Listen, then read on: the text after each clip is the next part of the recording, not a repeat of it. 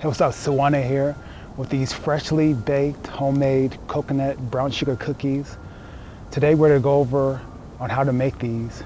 They're really simple. They only take about 20 minutes to make, and they only contain 6 ingredients and taste amazing.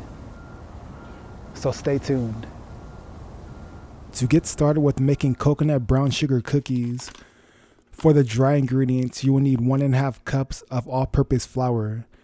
Make sure it isn't enriched or bleached. This flour brand that I'm using is King Arthur's Organic All-Purpose Flour. This brand currently doesn't ship internationally and is only available in the United States of America. So you will have to check your local stores for organic all-purpose flour if you live outside the USA. You will need 1/2 cup of brown sugar, 1/4 teaspoon of cinnamon, and 1/4 teaspoon of baking soda. I'm using the Trader Joe's brand of baking soda. I use the Trader Joe's organic all-purpose flour to bake sometimes too. If you want plump cookies, use 1/4 teaspoon of baking soda. If you want medium and not too plump cookies, use 1/4 teaspoon of baking soda. Baking soda helps the cookies rise and softens the texture. If you use too much baking soda, the cookie dough will taste gooey and chalky. So don't overdo it with the baking soda. Also, when doubling up on a recipe, adding double the amount of baking soda can alter the taste. Whenever I'm making several batches of these cookies, I prepare them separately, so there is consistency in the taste and flavor. For the wet ingredients, you will need 1 washed large egg, 1/2 cup of melted extra virgin or virgin unrefined coconut oil. I have the coconut oil melting on low heat on the stove. I turn the heat to high. When it's about to boil, I drop it down to low heat. I prepare the dry ingredients while the coconut oil is melting. The coconut oil is usually melted by the time I've mixed the dry ingredients. And lastly, for the wet ingredients, you will need 2 tablespoons of water. To start, mix the dry ingredients. Add 1.5 cups of flour, then 1/2 cup of brown sugar, 1/4 teaspoon of cinnamon, and 1/4 teaspoon of baking soda into a bowl. Mix the dry ingredients together with a whisk or fork. I always use a fork. Once the dry ingredients are mixed, grab the coconut oil from the stove and prepare the wet ingredients to be mixed. Grab the egg and make sure you wash it with water. Crack the egg and add it into a bowl. Measure 1/2 cup of coconut oil and add it into the bowl. It doesn't have to be exactly 1/2 cup of coconut oil. You can even leave a few centimeters from the top. And then add 2 tablespoons of water into the bowl. Mix the wet ingredients thoroughly with a spoon. Make sure the egg gets mixed in too. When you are done mixing the wet ingredients, add it into the bowl with the dry ingredients and combine the dry and wet ingredient mixtures together using a spoon. Once you have mixed most of the ingredients together using a spoon, continue to mix the ingredients with your hands. Once done, grab the baking pan.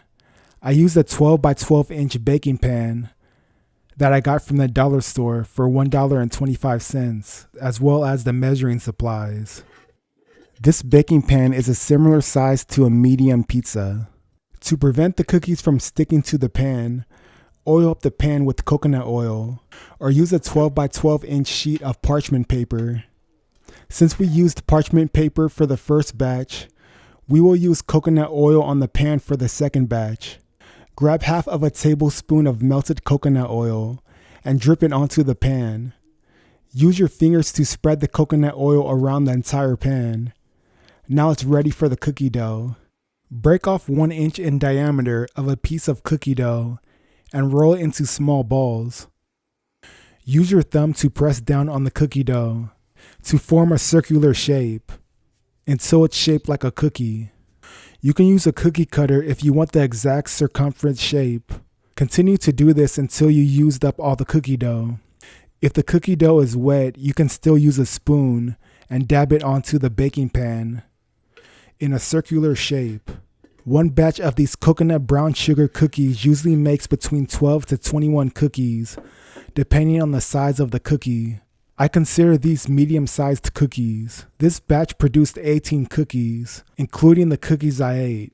So the amount of cookies produced will depend on the size of the cookie. When you're done, place the cookies in a preheated 375 degree Fahrenheit or 190 degrees Celsius oven for 7 to 13 minutes on the medium slot in the oven.